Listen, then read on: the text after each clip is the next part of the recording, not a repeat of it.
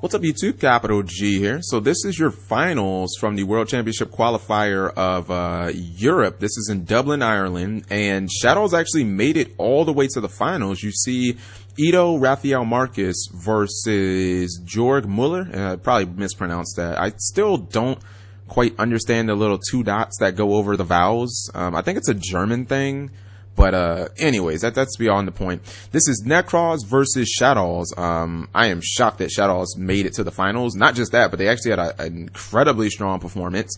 You see Ido opened up really good, not only with a mathematician, where he dumped Squamata and then dumped Falco from the Squamata, but then he has a mistake down there as well. He also has Shadow Fusion and a Mind Control, which you rarely ever see in Shaddolls nowadays, but that mistake might just mean GG, because look, like, dude has double Rota, he has a Valkyris and a Max C, and I just don't think he's getting anything out of that with the mistake that he immediately flips over, making not only that Rota useless, but then the second Rota that he doesn't know useless.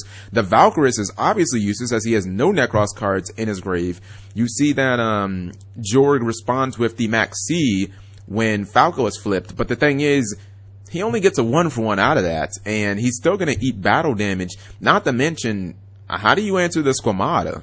He top decks a Shurite, and he's going to set it. The problem is, I'm pretty sure that if Ido just flips over his Squamata and just attacks, he's going to be in good position.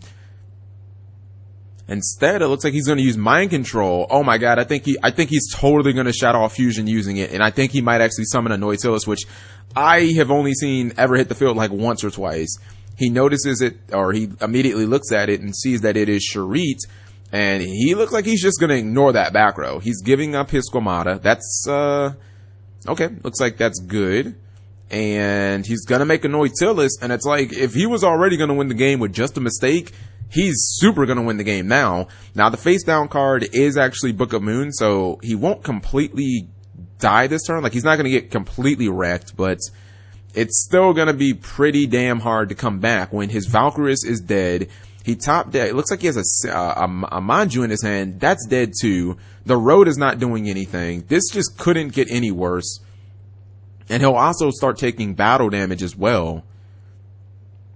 He has an Effect Veiler in his hand. Okay, so Ido has himself an Effect Veiler and a copy of Book of Moon. I believe he sent Beast from the Graveyard off of the Squamata to draw a card. You see him block the attack with Book of Moon, but he's still not able to play Yu-Gi-Oh! So looks like that's just game one. The mistake was already doing a number on his hand. It made the second Rota dead. It made the Manju dead. The Valkyris was never live to begin with, and a Nautilus was just icing on the cake. So that was like Exodia obliterates.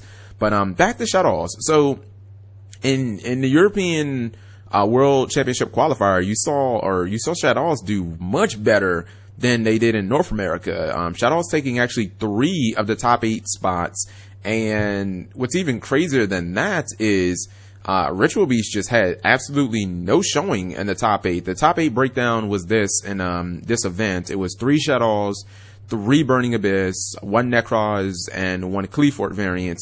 And it's crazy to show you just how different the metas are in Europe versus North America. And I think it's because in North America you only have a few major regions. For the most part, it's like Canada and the United States, a little bit of Mexico. But in Europe, you have so many different nationals from England and Germany and France and all these other different countries that all combine to make this one big continent of Europe. So I think that you're going to get a little more of a diverse meta, and I guess Shaddolls are just really big in Europe, because I wouldn't have expected them to be the most represented deck in the top 8, well, tied with Burning Abyss, let alone to actually make the finals and be one game away from winning the event. I didn't think that they had much of a chance in North America. I felt like there were better decks. I felt like Spirit Beast had a better chance. I felt like Cleafort had a better chance. But I mean, right now, if he's gonna open like that, he's shining. You know what I mean? I thought that there was a strong chance that that Ito would win the game just off of the mistake locking down double Rhoda and making Valkyrie useless. But if you're going to be dropping a Nautilus, a card that Nekroz players are thinking, oh god, he actually summoned that? How did he do that? Then there's pretty much no chance of you losing that match.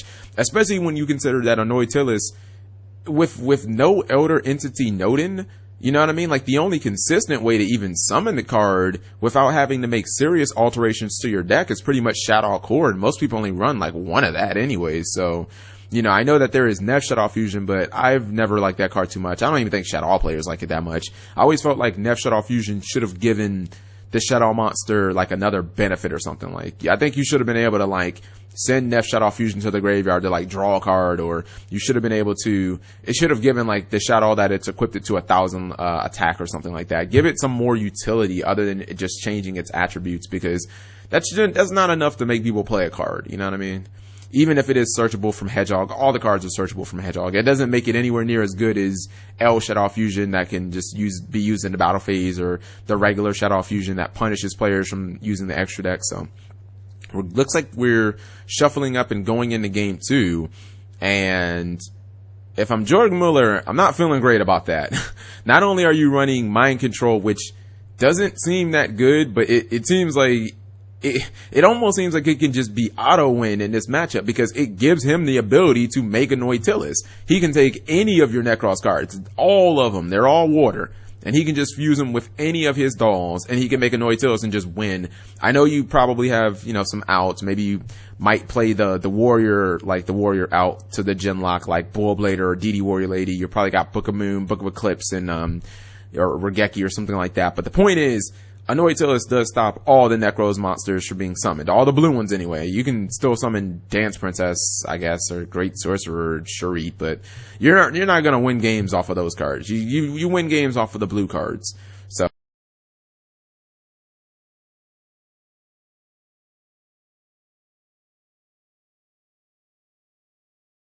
handshake, and there looks like they're ready to play.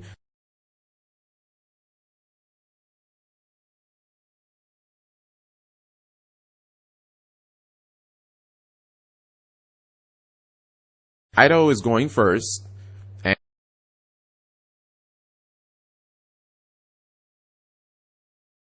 alright, it must have been Squamata, because he's setting a Falco, which means this guy is a fan of Falco Squamata play. I like it too, to be honest. Oh wow, a follow-up Thunder King Ryo.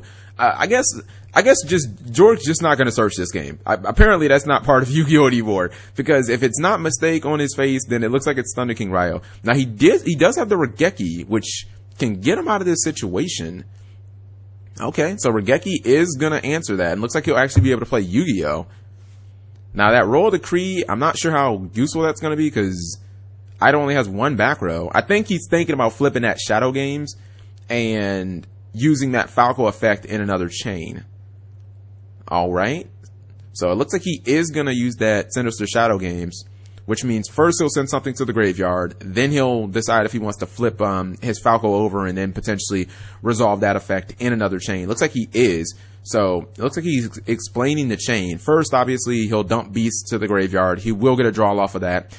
In another chain, Falco will happen. I think Beast happens in another chain too. So he's able to use the flip effect of, use the flip effect of the Falco, and now he's going to set himself Squamata, that's not bad, because it gives him a defensive card. Now it looks like he has Lancia and Effect Veiler in his hand. He'll get the draw from the Beast, obviously. Wonder what he'll get from that.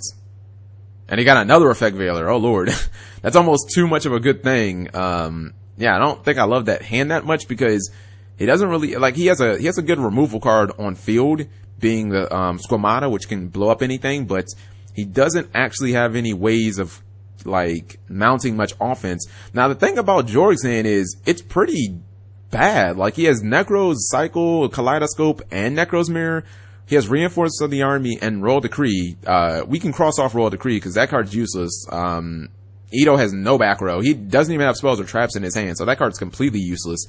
But the crazy thing is he could get Colossalus or Shuri, but he has no blue monsters. Even if he got himself Colossalus, how the hell would he summon it? I've never seen a Colossalist summoned off of a Kaleidoscope because I don't think people play any level 3s in their extra deck. So looks like he's just going to set the Royal Decree and pass turn. And I know that Jorg is just begging himself. Whoa, he's removing monsters. Is he going to summon a BLS or a Chaos Sorcerer? He's summoning a BLS. My man is going YOLO. I guess it must be a shark sense or something. He must smell blood in the water because he's clearly just summoning his BLS into the back row. Does not care that, Ido has a handful of cards. I guess he's thinking, if I can protect myself with these Double Veiler and Artifact Lancia, how are you going to beat me knowing that you already burnt your Regeki? So he hits him for 3,000 damage, and I guess it's gut check time as Jorg just sets an Ice Hand. That's not going to get the job done. He's Squamata set. He might literally just lose to this field, and that was just a completely YOLO BLS, but it's actually going to work. And the funny thing is, Ido has no idea that him having absolutely no back row is the best thing ever right now, as he's able to pop Ice Hand, and it's just not going to trigger. He has no back row to destroy. And it looks like he summons a Falco that he ripped off the top of his deck, and he's going to be able to attack for game. Unless his opponent has something crazy, like a Battle Vader or something that we didn't see, and that is GG. And I think if I'm Jorg Muller, I'm feeling a certain type of salty way about that because he opened with 3 Nekroz mirrors and a Rhoda and just wasn't able to get to any blue cards. And then he got 2 cards that answered back row and Ice Hand and Royal Decree, but his opponent had no back row throughout the entire game. Well, he had his 1 Sinister Shadow games, but he burnt it early in the duel. He burnt it during his first, during Jorg's first turn. And that has to be the swiftest 2-0 that I've seen Shaddolls take over Nekroz in like a YCS or a major level event in a very long time. So yeah, it looks like we have a new new European World Championship national champion, and it is Ido Marcus with his Shaddolls. Who would have figured, man? But he had a whole bunch of tricks, and more importantly, I think that he beat a lot of his Nekroz matches, and probably the Cleefort too, by just not letting them be able to search. You saw Thunder King Ryo, you saw Mistake. It seems like every single turn, this guy had a way of stopping searches from happening, even through the Regeki, and he played aggressively too. You saw him summoning that BLS into nothing, thinking, whatever your back row is, I don't care about it. Even though Nekroz players have integrated Torrential Tribute into the deck, even if it was TT, if he would have torrentialed, the Squamata would have still triggered and he would have been able to draw a card from Beast or send another Falco to the graveyard. So aggression definitely won out in that duel, and Ido just didn't have a very playable hand. So let me know what you guys think. Thank you for watching as always.